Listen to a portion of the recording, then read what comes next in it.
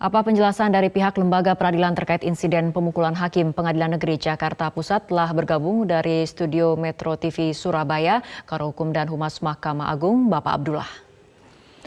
Selamat malam, Pak Abdullah. Selamat malam. Ya, Pak Abdullah, dari MA sendiri apakah sudah memanggil hakim yang menjadi korban pemukulan dari pengacara DC untuk mengetahui bagaimana sebetulnya kronologi pada saat di ruang persidangan itu? Sebagaimana disampaikan oleh juru bicara Mahkamah Agung bahwa Mahkamah Agung akan memanggil untuk klarifikasi, meminta keterangan dari hakim yang menjadi korban pemukulan oleh advokat pada saat menjalankan tugas jabatannya, yaitu membacakan putusan.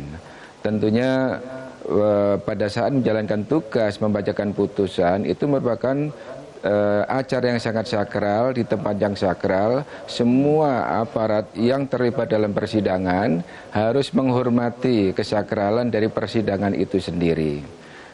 Perbuatan yang dilakukan oleh pelaku tidak saja mencederai peradilan, merupakan bagian dari contempt of court, tetapi juga mencederai profesi advokat itu sendiri, mencederai lembaga advokat itu sendiri, dan mencederai di mana advokat itu bernaung lembaganya.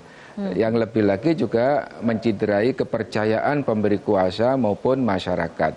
Seharusnya advokat sebagai penegak hukum harus menunjukkan profesinya sebagai penegak hukum di Indonesia ini. Demikian, Mbak. Selain kemudian akan menggali mengenai kronologi, bagaimana kemudian MA juga menggali keterangan-keterangan lain, misalnya mengenai independensi dari hakim yang sedang bekerja pada saat itu sendiri, kemudian apakah sudah mempedomani asas-asas penyelenggara peradilan yang baik, apakah itu juga kemudian akan digali?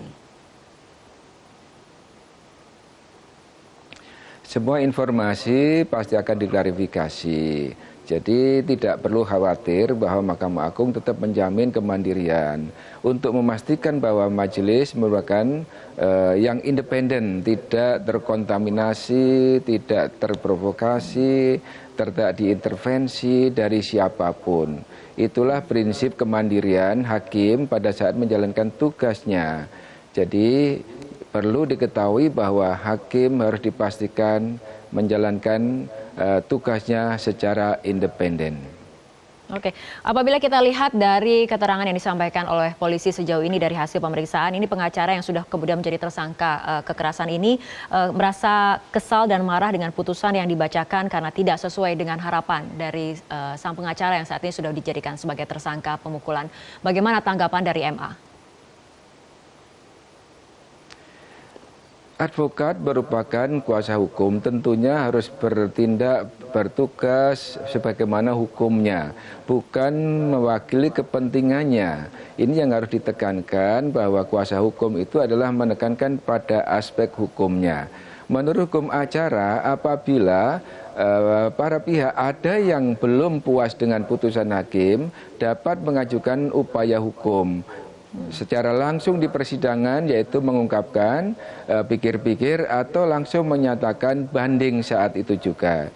Dengan demikian adanya pernyataan banding itu, maka perkara tersebut akan dinaikkan ke tingkat banding dan akan diputus kembali di pengadilan tingkat banding. Dengan demikian tidak perlu terlalu emosional, terlalu menuruti nafsu-nafsu yang tidak benar begitu.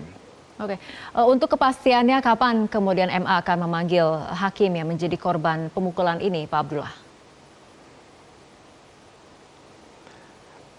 Pemanggilan itu akan dalam waktu secepat-cepatnya, saya rasa sesuai dengan pernyataan juru bicara Mahkamah Agung, tentunya dalam waktu yang secepatnya akan dipanggil untuk klarifikasi dan memberikan keterangan sesuai dengan pertanyaan-pertanyaan yang akan disampaikan oleh pihak Mahkamah Agung, tentunya melalui badan pengawasan.